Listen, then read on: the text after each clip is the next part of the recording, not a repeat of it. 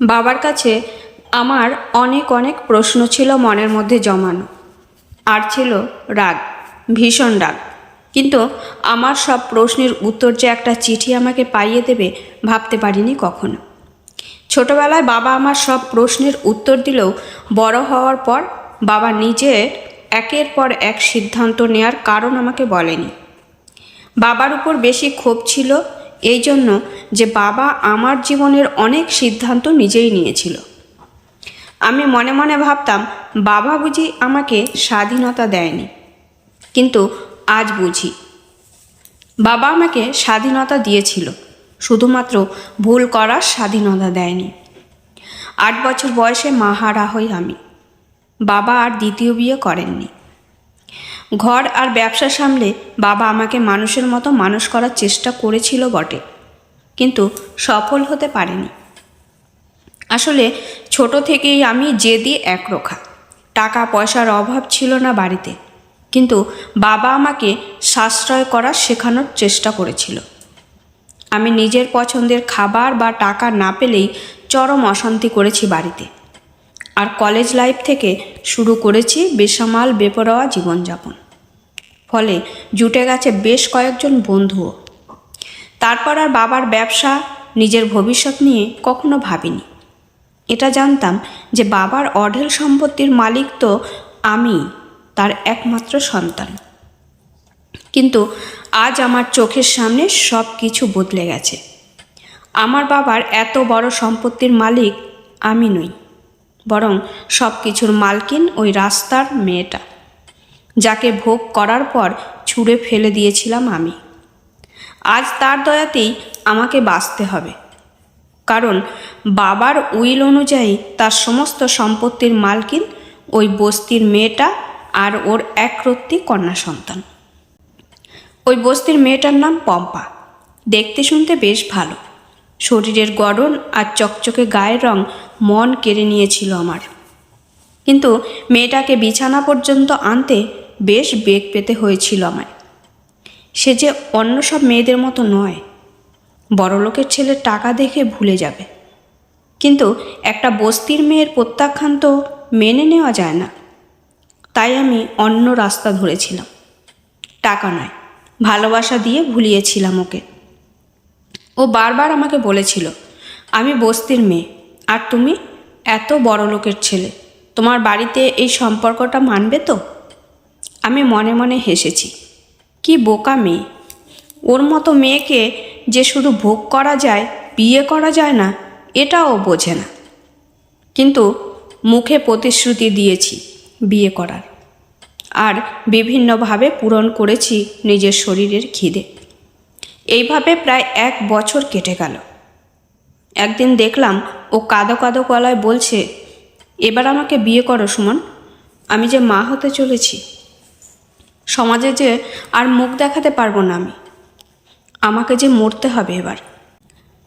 আমি খুব সহজেই বলে দিয়েছিলাম, তাহলে মরে যাও, তোমার এই সন্তানের বাবা আমি নই। ঠেস দিয়ে এটাও বলেছিলাম, দেখো বস্তির মেয়েদের তো চরিত্রের ঠিক থাকে না, তাই এখন খোঁজো তোমার বাচ্চার বাবাকে। ও ভেজা চোখে খুব অদ্ভুত দৃষ্টিতে তাকিয়েছিল আমার দিকে। সেই চাউনিতে ছিল অসহায়তা আর একরাশ ঘৃণা। কিন্তু তাতে আমার কিছু এসে যায়নি। 1 মাস কাটতে না কাটতেই ভুলে গেছিলাম পম্পাকে। একদিন বন্ধুদের সাথে পার্টি সেরে বাড়িতে ঢুকতেই চমকে উঠলাম। দেখলাম আমাদের বড় ডাইনিং টেবিলে বসে ওই বস্তির মেয়েটা পাত পেরে খাচ্ছে, আর তাকে যত্ন করে খাওয়াচ্ছেন আমার বাবা স্বয়ং। পম্পাকে দেখেই চেঁচিয়ে উঠে বললাম, তুই আমার বাড়িতে কী করছিস? বাবা বলল, পম্পা মা, তোমার এখন উত্তেজিত হওয়ার সময় নয়, খাবারগুলো খেয়ে নিজের ঘরে গিয়ে বিশ্রাম করো। আমি হতবাক হয়ে বললাম, ওর ঘর মানে? বাবা শান্ত গলায় জবাব দিল, ওর ঘর মানে ওর ঘর, আমার উত্তরসূরি আর তার মায়ের ঘর। আমি চেঁচিয়ে বললাম, ও সন্তান আমার নয়। বাবা বলল, তোমাকে আমি চিনি সুমন, নিজের সন্তানকে অস্বীকার করার মতো অপরাধ আর কিছু হতে পারে না। তাও যদি তুমি অস্বীকার করো, তার ব্যবস্থাও আছে। তুমি যদি বলো আমি বিজ্ঞানসম্মতভাবে ডিএনএ টেস্টের ব্যবস্থা করতে পারি। আমি বললাম, বাবা, তুমি নিজের ছেলেকে নয়, একটা বস্তির মেয়েকে বিশ্বাস করলে? বাবা বলল, বস্তির মেয়ে নয়, বরং এ বাড়ির বউ বলা অভ্যেস করো ওকে। আর বিয়ের জন্য খুব তাড়াতাড়ি মানসিক প্রস্তুতি নাও। তারপর আর কি, এক প্রকার বাধ্য হয়েই বিয়ে করলাম পম্পাকে। বাবা আর পম্পার মধ্যে তৈরি হলো এক অদ্ভুত ভালোবাসার বন্ধন। বাপ হারা পম্পা পেল বাবা। পম্পার সব খেয়াল রাখত বাবা। তারপর পম্পা মা হলো, জন্ম দিল একটা কন্যা সন্তানের। আমি অবশ্য কোনো আগ্রহ দেখাইনি পম্পা বা ওর সন্তানের প্রতি। বাবা তার বৌমা আর নাতনিকে নিয়ে দিব্যি ছিল। কিন্তু কয়েক বছরের মধ্যে বাবা অসুস্থ হয়ে পড়ল। পম্পা অনেক সেবা করেছিল, বাবার খেয়াল রেখেছিল প্রতিনিয়ত, কিন্তু শেষ পর্যন্ত বাঁচানো গেল না বাবাকে। বাবার মৃত্যুর পর আমার মাথার উপর থেকে যেন ছাদ সরে গেল। মানসিকভাবে ভেঙে পড়লাম আমি। তারপর যখন শুনলাম বাবা তার সমস্ত সম্পত্তি থেকে বঞ্চিত করেছে আমায়, হতভম্ব হয়ে গেলাম আমি।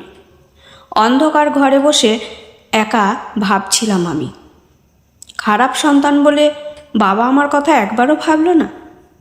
হঠাৎ ঘরে পম্পাকে দেখে চোখের জল লুকিয়ে বললাম, কি চাই এখানে?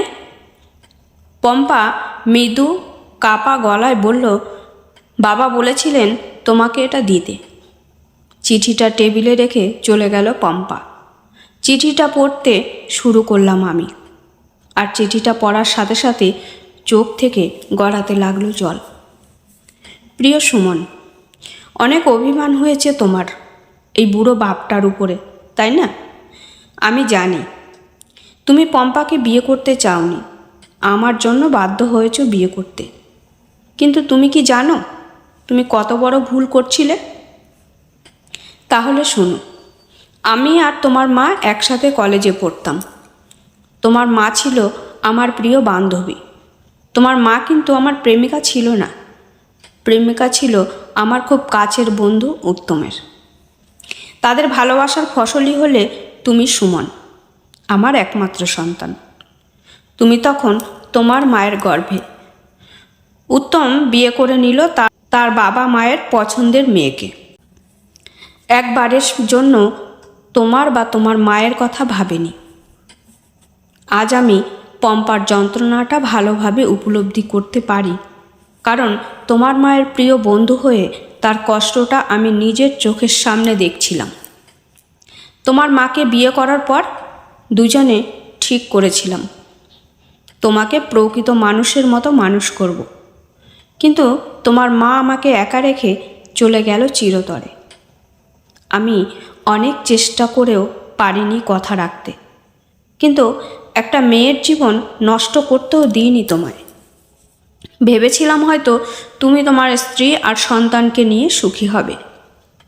এতদিন অপেক্ষা করেও আমার আশা পূরণ হলো না। তাই এই শেষ উত্তর লিখতে বসলাম তোমার সব প্রশ্নের।